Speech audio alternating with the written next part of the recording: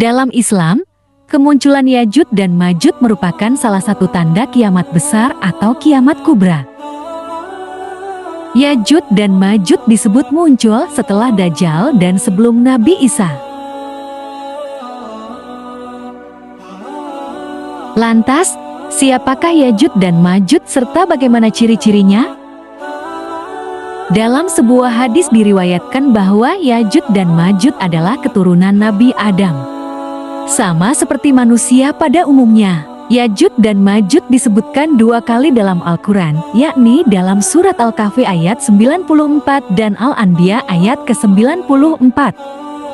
Mereka berkata, "Hai Dzulkarnain, sesungguhnya Ya'juj dan Ma'juj itu orang-orang yang membuat kerusakan di muka bumi. Maka dapatlah kami memberikan sesuatu pembayaran kepadamu, supaya kamu membuat dinding antara kami dan mereka." Al-Kahfi ayat 94. Sedangkan firman Allah dalam Al-Anbiya ayat 96 berbunyi, "Hingga apabila dibukakan tembok Ya'juj dan Ma'juj, dan mereka turun dengan cepat dari seluruh tempat yang tinggi." Ayat dalam surat Al-Kahfi tersebut mengungkapkan bahwa janji Allah benar-benar nyata bahwa keluarnya Ya'juj dan Ma'juj sebagai tanda kiamat sudah dekat.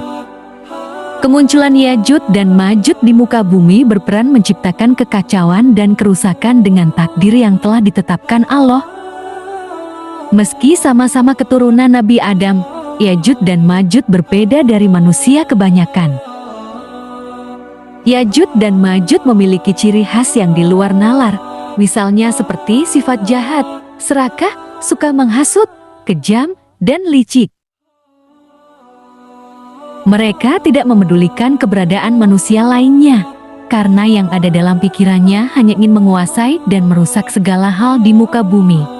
Seluruh sumber daya alam, tumbuhan, tanah, dan kekayaan lainnya harus ditaklukkannya. Oleh karena itu, mereka tidak mengenal ibadah, karena semua waktunya habis untuk mengumpulkan kekayaan. Dari segi fisik, dalam hadis riwayat Imam Ahmad disebutkan bahwa Ya'juj dan Ma'juj berwajah lebar, matanya sipit, berhidung kecil, ada warna putih di rambut atas, dan wajahnya seperti perisai. Mereka digambarkan sebagai kaum yang menghabiskan waktunya untuk mengumpulkan kekayaan, merusak sumber daya alam, tidak pandai bersosialisasi, dan tidak pintar dalam ilmu pengetahuan. Ketika melewati danau, airnya akan diminum hingga habis. Ketika bertemu manusia, ia akan membunuhnya. Ia tidak akan puas dalam hal apapun.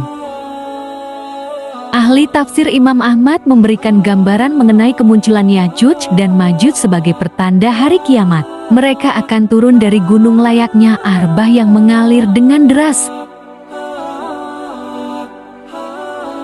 Ya'juj dan Ma'juj sudah ada sebelum masa Rasulullah dan berhubungan dengan kisah Nabi Isa. Diceritakan pada masa Nabi Nuh sebelum wafat, semua anaknya dipanggil oleh Nabi Sulaiman. Namun, ada Ham dan Yafits yang tidak keluar, di mana Yafits memilih untuk berhubungan intim dengan istrinya. Karena hal itu, Allah menurunkan ganjaran kepada Yafits dan istrinya, yang dikaruniai anak bernama Sanaf. Ketika sudah besar, Sanaf memiliki keganjilan, tidak tumbuh seperti manusia normal. Keturunan Sanaf itulah yang suatu saat bernama Ya'juj dan Ma'juj, yang memiliki nafsu makan tidak normal hingga mengakibatkan krisis pangan dan air di sekitarnya. Ya'juj dan Ma'juj memilih mengisolasi diri di suatu celah gunung, tetapi akan tetap keluar secara bersama-sama ketika merasa haus dan lapar. Ketika keresahan masyarakat memuncak, Allah mengutus Nabi Dzulkarnain untuk menghadapi Ya'juj dan Ma'juj yang telah menimbulkan kerusakan alam yang meluas. Nabi Dzulkarnain inilah yang mengurung Ya'juj dan Ma'juj. Nabi Dzulkarnain diutus oleh Allah untuk membuat bangunan atau dinding dari tembaga dan besi untuk menutup pintu keluar dan masuk kaum Ya'juj dan Ma'juj. Ketika tugas tersebut selesai, Nabi Dzulkarnain mengajak masyarakat di sekitarnya untuk meninggalkan tempat tersebut dan mencari lokasi yang lebih layak huni. Allah juga menurunkan wahyu kepada Nabi Zulkarnain bahwa dinding tersebut akan dijaga kekuatannya hingga waktu yang ditentukan Allah terbuka, yakni menjelang hari kiamat kubra. Yajud dan Majud tetap berusaha keras membuka kurungan mereka, termasuk dengan menjilatinya. Kendati demikian, ketika dinding yang dijilati akan berlubang, Allah akan menutupnya kembali.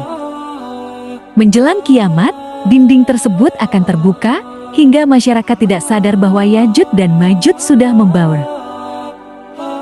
Nantinya, Yajuj dan Majuj akan dibinasakan oleh Allah setelah mendengar dua yang dipanjatkan oleh Nabi Isa dan orang-orang beriman.